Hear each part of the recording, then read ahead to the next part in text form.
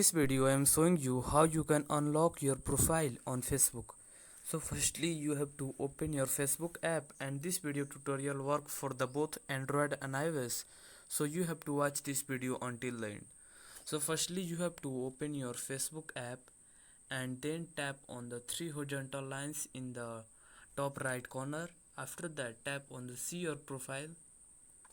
When you are here you can see the add to a story button under the your username, and in the right side of the add to a story you can see the three dots. Tap on these three dots. After that you can see the unlock profile option.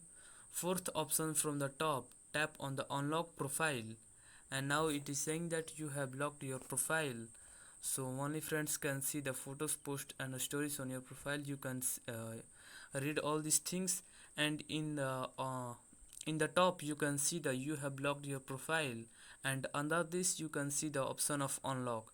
Tap on the unlock, and it is saying that unlock your profile. So your settings will return to the way they were before you locked your profile on 27th August 2021. So